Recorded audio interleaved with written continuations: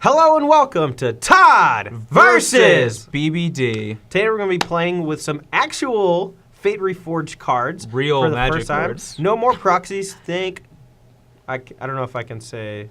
Thank Ugin. Yeah, thank Ugin. Yeah. The Spirit Dragon. Yeah. So today I'm going to be playing an Abzan midrange deck very similar to the ones that's been running around ever since Arilax won Pro Tour Cons of Tarkir with it.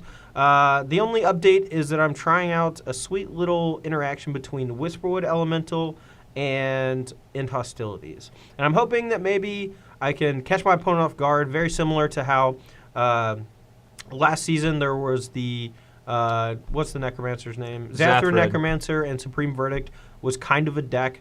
Not really, but like it was kind of cool and I liked it. So I'm trying to do that today. Plus, End Hostility I think is just going to be really good in this format in general. Yeah. But Brian has a little treat for us. And normally you would think that I would be the one playing with this deck.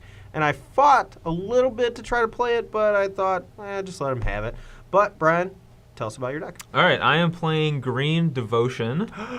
Nissa Worldwaker Special, and basically this deck actually gets a couple of new tools from Fate Reforged. I almost said Cons of Tarkir, but yeah. I saw it coming. Yeah, it's hard not to, but from Fate Reforged, so let's go ahead and take a look at it and see what kind of cool things we can do now that FTR is in the mix. Is that the abbreviation? I think so. All right. WTF, not to be confused. Not to be confused with FDR. Yeah. Yeah. That set came out a long time ago. All right. So now we have a couple of new awesome things. We have Ugin the Spirit Dragon. So one issue with Green Devotion before is like you would do all the stuff, but like your end game was Hornet Queen, and that wasn't always good enough. People were playing Bile-Blight or Doomwake Giant or Wraths or things like that. And you didn't really have a way to just go over the top of that, but now with Ugin there is something you can do.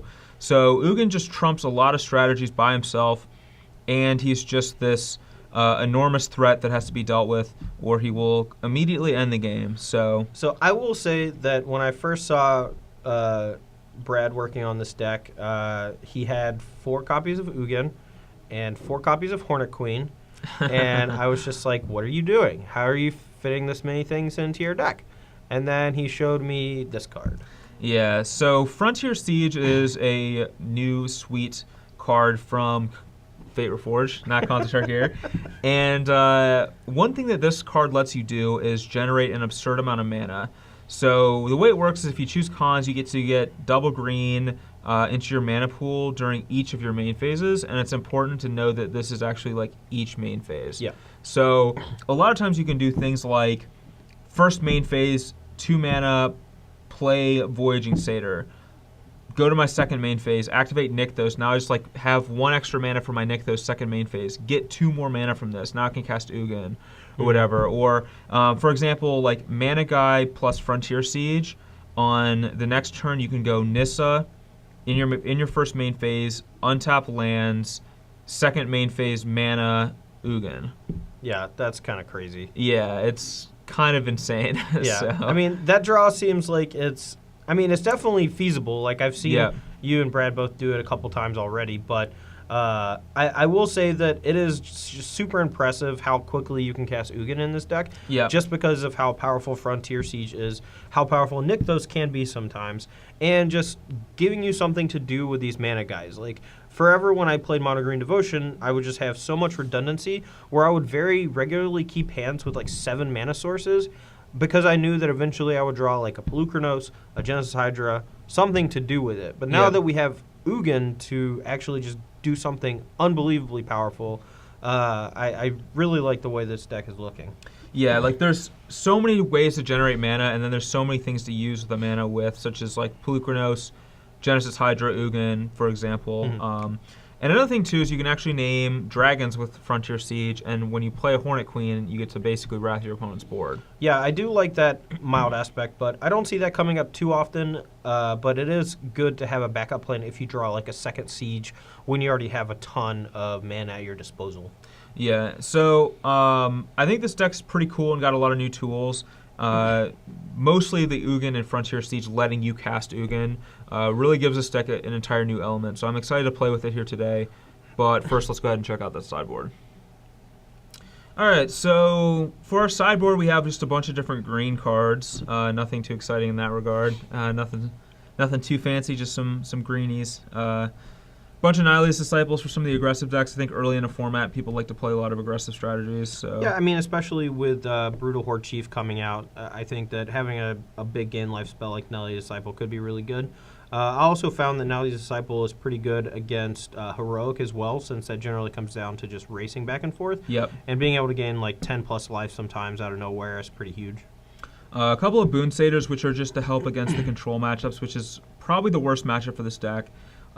Just gives you another element against those decks where you can make a guy be big, especially if they're on Crux of Fate now, because that doesn't kill Boon Satyr like End Hostilities does. Yeah, or even Perilous Vault too. Right. So now that you can actually get your Boon Satyr to stick around or hit him for a huge chunk of damage if they don't have the Wrath. A couple of Arbor Colossuses for dragons or Mantis Riders, things of that kind. Some Sages for Whip or like Chain to the Rocks, and then the new card here is for Whisperwood Elemental, and this is a huge threat against control decks that are planning on wrathing you. It lets you overextend into the board.